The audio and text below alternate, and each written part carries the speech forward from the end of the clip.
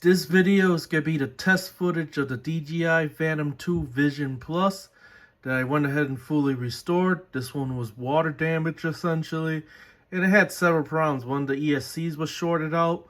Also, two, that I had to rebuild the video transmitter due to it not being powered on for years and stuff, and it lost and corrupted the contents on the NAND chip. I ended up having to replace the whole entire NAND board and everything on this one, and then reflash and everything like that, and got the actual FPV working and everything. Also had to replace the camera flex ribbon cable right here too, which I ended up finding the OEM ribbon cable on there and went ahead and replaced it completely. Also went ahead and replaced all the wiring stuff, since as shown in the earlier videos it was corroded. But I didn't go with any old wire. I actually went with the one for the version 3, which is the shielded one with the chokes and everything on it, and went ahead and installed that. I also went ahead too and did the shielded GPS mod, which I found one for version 3 which had the shielded cable and everything. Installed that too as well and stuff, and put all brand new stickers and everything, so she's fully restored. And of course I did the motor mount mods and stuff like that to add reinforcement and stuff to keep it also from cracking and stuff, because these were known, unfortunately, to crack right around the motor mounts and stuff. And then, you don't watch for it and stuff like that. One of the motors can work loose and stuff. You lose a prop and it'll drop like a rock, of course. So one of the mods I like to do is actually use, plastic epoxy. Now, this shell didn't have any cracks and stuff, thankfully, but I still had reinforcement around the motor mounts. And then I also went ahead and added the reinforcement plates. They're like torque bars, like what you would find on e-bike, where it actually puts the torque further up the arm and stuff instead of just at the motor mount parts and stuff like that. So that should hopefully keep it from cracking in the future and stuff like that. Like I said, I didn't want this as a static display. I wanted it as a fully functional display. So the next part of this video, you can actually see the test footage that came from the camera from this drone.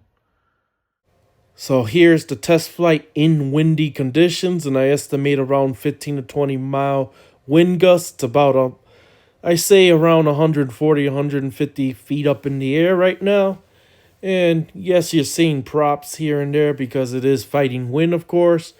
But either way it goes, she's handling nicely. Pretty much, I'm just testing the overall quality, looking for any jelloing or anything in the video and stuff. Making sure that the gimbal's actually working correctly, because I did just replace the gimbal flex cable and everything like that. So she's working as expected, very nicely. Quality is actually pretty good for just being 1080p, but overall, I'm just testing its ability and stuff like that, essentially, and how well it does in the wind. Yes, I am keeping this visual line of sight because this is a pretty big bird and stuff like that. And actually, you're supposed to keep it visual line of sight anyway, but either way it goes, because this is a test, especially, I'm being very careful and just keeping it around where I can see it. And for some reason, if the new battery decides to quit or whatever cases, at least it'll crash where there's not people around and stuff like that, because you don't want something that weighs over 1 kilogram landing on someone or something. So I'm being very careful with this one. Either way it goes, looking around, and she's handling very nicely. And yes, it's very windy, actually, a little bit more windier than I expected, because I was expecting like probably about 10 miles per hour, but it definitely was way more. And you'll see that as I get ready to land this thing. But either way it goes, here you go, just doing overhead footage essentially. Testing the stability and stuff like that. Kind of bouncing around here and there just to see if the video goes wavy or anything like that. And this is an old bird, and video quality is actually better than what I would have expected it to be, to be quite honest. You gotta remember, I think this one came out around 2013 and so this is a pretty old drone. And she handles pretty nicely, and the video quality is pretty nice for its time, you know what I mean? This was actually the drone I originally wanted to get, but I ended up going with actual just regular vision with the egg one years ago and stuff like that. So I never was able to get this one until recently, and I did a full restoration. The other videos, if you watch the other part of the video when I repaired the video transmitter stuff, but if you look at the treetops and stuff like that, you can kind of see how windy it is, essentially, and stuff. It is more windier than expected. I'll just put it that way.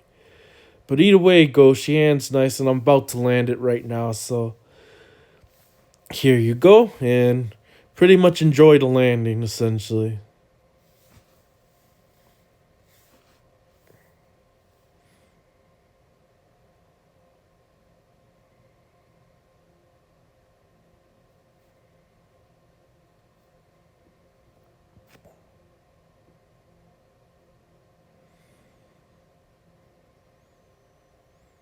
And here you go, I'm just countering the wind, essentially, and stuff like that, because it is fighting me, but either way it goes, we'll get it landed here in about a second.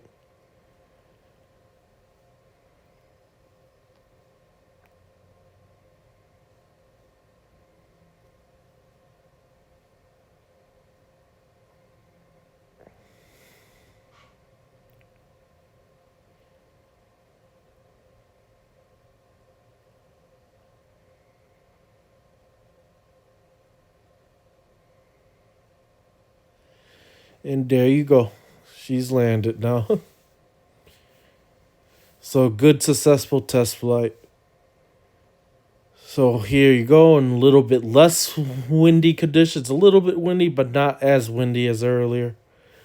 So, I just pretty much take it down the street and stuff like that just to see how well she handles and stuff. And this is kind of my way of actually seeing this battery actually does its full capacity like it's supposed to do, and to cycle the battery and stuff, which is something you should do when you maintain these LiPo packs. You want to go ahead and cycle them every once in a while.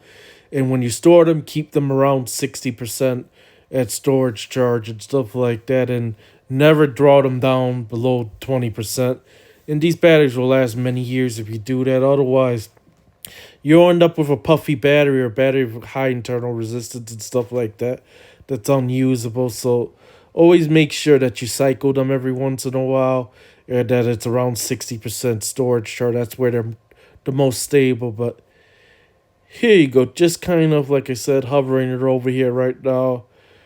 Just doing, I'm about to test the gimbal, aim it down and stuff, and see pretty much the image quality and stuff like this. Is as the sun's coming down too, so I was just kind of curious on how good the image quality is, essentially, in this video. Here you go. Still keeping a visual line of sight, and yes, these drones, even if you go like about 400 feet plus up and stuff like that, or go 400 feet, even like up to 600 feet and stuff like that, you can clearly see this drone. This is one of those ones that's big. It's not like a mini. A mini, if you bring it over 260 feet or whatever the case is, it's pretty much a dot. This one here, you can see clearly, and you can also see the lights as well and stuff like that. This is one that's very nice to fly visual line of sight, I'll say. You know what I mean? And I love the lights on because you can see the orientation and everything. But either way it goes, kind of go a little bit out here just testing and stuff like that. And yes, this is the Phantom 2 Vision Plus. This is not the Phantom 3. But testing it overall, the FPV's holding good and stuff like that, because I'm also testing out on the controller too on the screen to see how well the video on the screen is and stuff like that. And she's working good. I mean, this is probably one of the only few Phantom 2 Vision Plus that actually still works 100%. Of course, it needed quite a few repairs, though, to get it to that point. But either way it goes, I'm one of the few that can actually say that I got a Phantom 2 Vision Plus that's fully working with no issues. She works 100% perfect. And here you go. This is where I'm kind of getting ready to land it by me, because I noticed that the battery's starting to drop down. I go and take it a little bit this way over here. And then, once I notice that the battery starts, of course, where I got only 2 minutes of flight time left, then I get ready to bring it down, of course. Here you go. I just go over the trees and stuff like that. I really do gotta clean that pool. I mean, everyone's pool is kind of dark. It's been raining here and there like crazy, but drain it and then refill it. But either way it goes, just looking over here, seeing how well this camera handles essentially.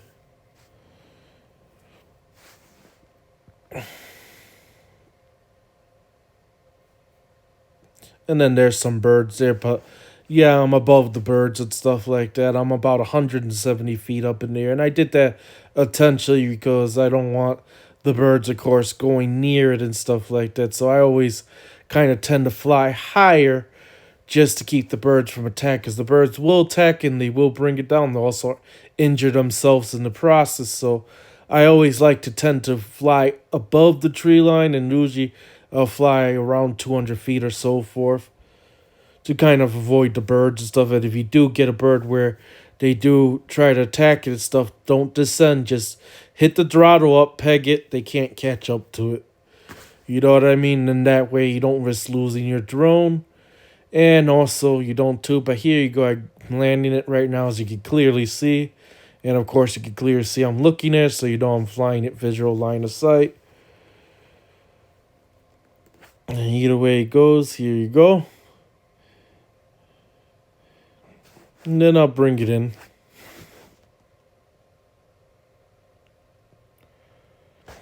Yeah, like I said, it's a little bit windy here and there, so it drifts down because there's interference and stuff, so I have to counter the drift, of course, but it's to be expected. You know what I mean? That's just how these are. And of course, I'm flying inverted, so, or I say the controls inverted, so that's something you gotta remember when you're countering drift and stuff. But here you go. I landed, and she was a successful test flight, essentially, so there you go.